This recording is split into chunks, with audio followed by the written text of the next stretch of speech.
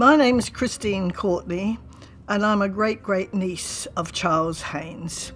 And he was actually born in London, and he was one of 11 children. When the family arrived here, he'd been a seaman for 20 years, and so he just got stuck into everything that involved the port. And particularly he got involved with the unions because he saw the working conditions of people in London on the docks, and obviously here.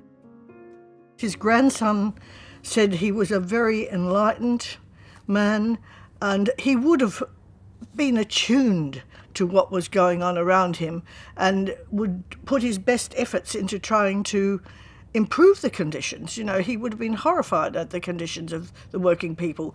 He was interviewed by the librarian of the Port Adelaide Institute before he died.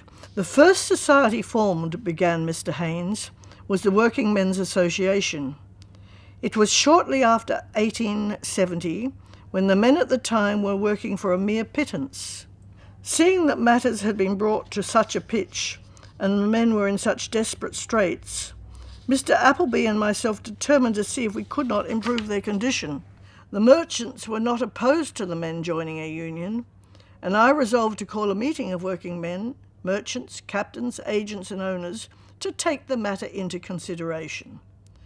No one but working men attended, and it was unanimously resolved to form a working men's association, the members to contribute threepence per week out of their earnings.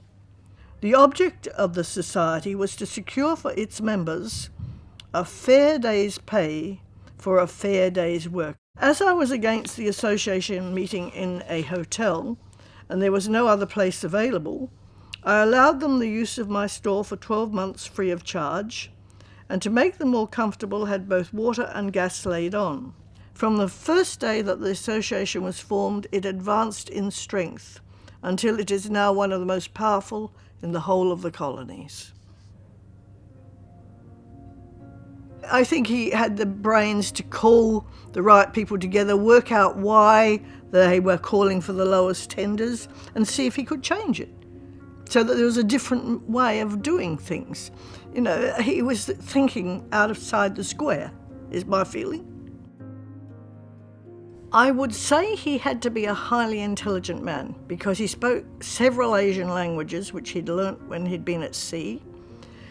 I think he was enterprising. In 1852, everyone in Port Adelaide flooded to the goldfields, and he did the same, but he rowed with his brother Philip. The two of them set off for the goldfields in the Snowy Mountains. I can't imagine how saddle sore they must have been.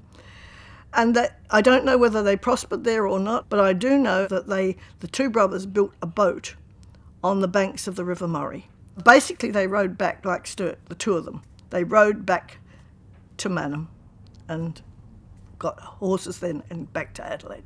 That's the sort of people they were. I just think he was a mover and shaker. And at one point I was told the Hains brothers owned half of Port Adelaide, but they gambled most of it away. So I think he might have been a gambler. But the courts would call him in because when you had seamen from other countries who couldn't speak English, he was invaluable apparently.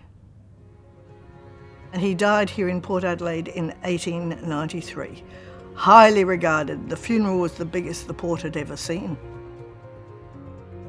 To find out this incredible history of these remarkable people, you know, not just Charles, but the other men, you know, I mean, the fact that they cared about bringing up the disadvantaged to the same level of prosperity, I think was the spirit of the port. But pride's the main thing I feel, to know that there are 3 members of my family on that memorial. I think what Charles Hains did was of critical importance to his fellow men. And I think that legacy's carried on right through to this day.